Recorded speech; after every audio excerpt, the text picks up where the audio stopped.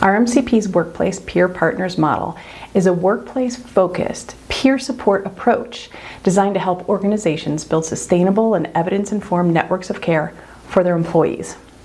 The program is not a single intervention, but it's part of a flexible system that supports employees across the continuum of need, whether that be from everyday stress to crisis and into recovery.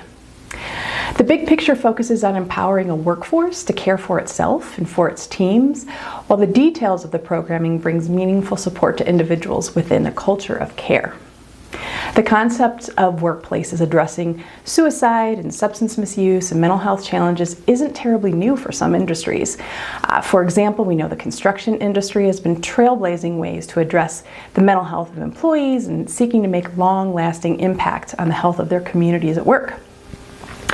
There are national guidelines for workplaces, recommended best practices, and various training available for employers or industries that are seeking to make an impact and culture change for the health of their workforce.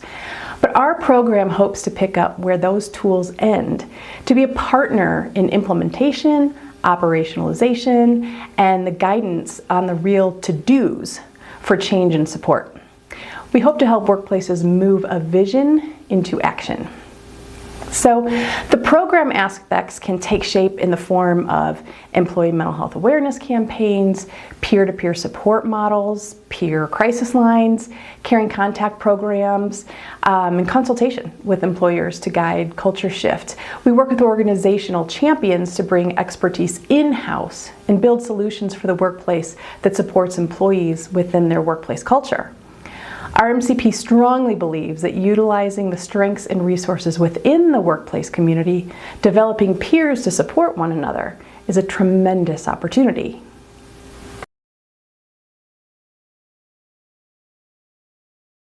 We're seeing unprecedented levels of burnout, secondary trauma, isolation, turnover, and general workforce shortages across many industries. Employers are already managing suicide deaths of team members, substance misuse, and overdose deaths. Employees carry personal stress alongside their workplace pressures, and personal supports aren't always enough or developed, and professional resources often aren't accessed until things feel completely overwhelming or a crisis has already happened. The CDC tells us that 80% of those individuals that are dying in our country are of working age. And in 2021 demonstrated that the rate of increase for that group was 33% over the last 2 decades. In some industries and occupations, we see that suicide rates are higher than others, so this indicates that the context of the workplace does matter. Employees and workplaces are recognized as a critical part of suicide prevention because adults spend so much of their time at work. And job factors like stress and low job security are linked to suicide risk. So it just makes sense to support people where they are, and for many, that's at work. Over the last few years, we've had the opportunity to talk to leaders in various industries who are worried about the health of their teams. They're worried about workforce shortages, they've seen changes in their workforce and new stresses, and many have felt the devastation of a crisis when it impacts their team directly. They become committed to figuring out how to do more for the workplace community, but sometimes understanding the resources or having the tools to make a difference sometimes feels pretty elusive. Leadership in many industries is starting to understand the true impact of interpersonal and workforce stress. The old attitude of just leave your personal problems at the door when you get to work is just unrealistic. We aren't robots, we don't have off switches, our work is part of who we are, and our personal lives does come to work with us. There's no insulated vacuum that protects us just because we're on the clock.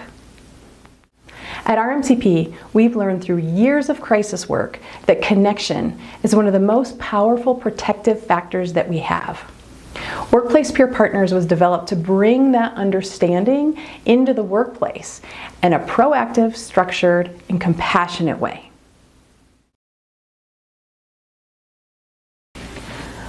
One key difference is that this model centers around peer support.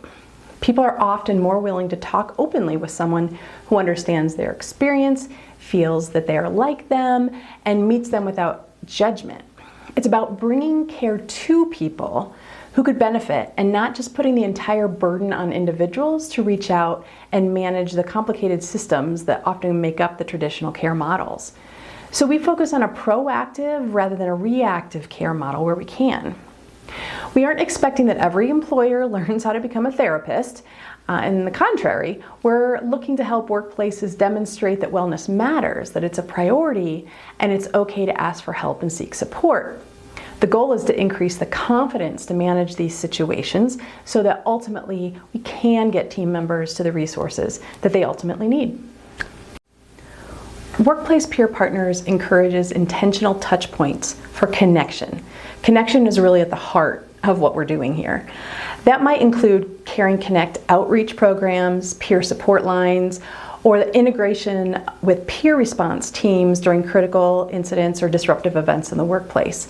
The number of stories we've heard, you've probably heard, of individuals who are fearful to reach out, to be worried is seen as weak, fear of retribution, or just being embarrassed. It halts the progress in its tracks, and it derails the health of an individual, of the team, and ultimately the company. It simply doesn't have to be that way. We know there are resources like 988 and EAPs and traditional mental health services, but what we also know is that often these services are accessed once someone has reached a crisis point, or perhaps not at all, because these resources fell out of reach or just not for me for a whole host of reasons. There's still this chasm between what traditional crisis services provide and what often feels helpful for many. But many of us work, show up every day, and have some of our most meaningful relationships at the workplace. The opportunity here is great.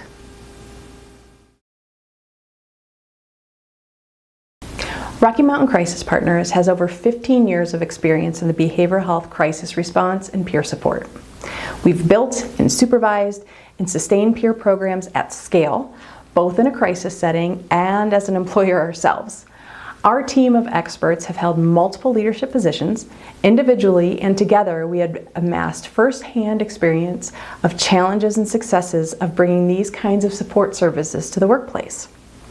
That dual perspective of building service delivery programs and employing our own values and support as an employer allows us to bring proven peer frameworks into the workplace thoughtfully, ethically, and effectively, grounded in real-world practice and not just theory alone.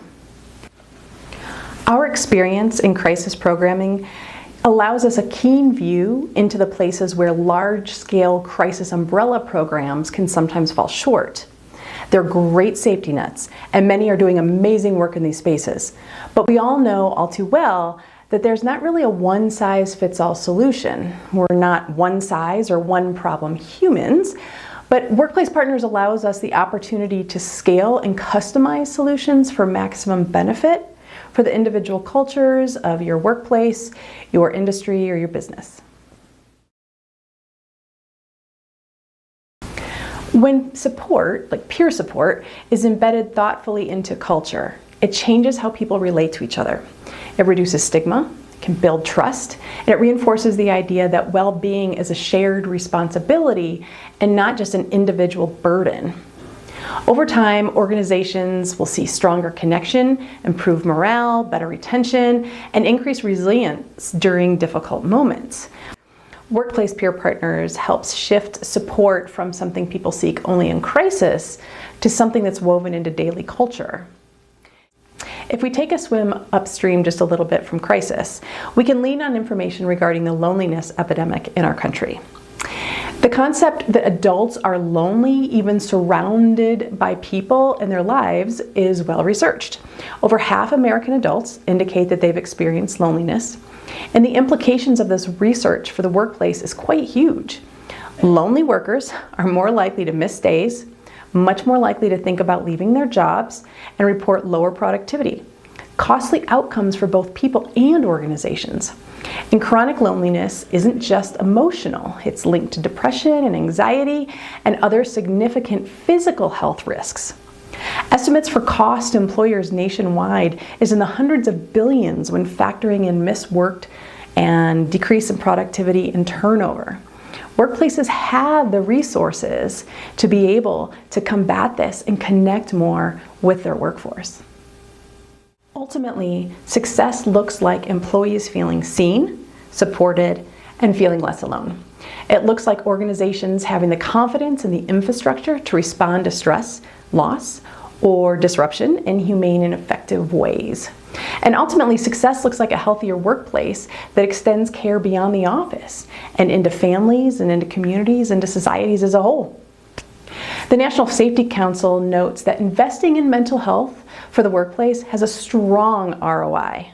Research suggests that every $1 spent on mental health care in the workforce, employers may see around a $4 return through improved productivity and reduced costs related to mental health challenges. So this can be about just doing the right thing for the sake of doing the right thing, but it's also the right thing on behalf of your company and your teams that rely on the work for their lives.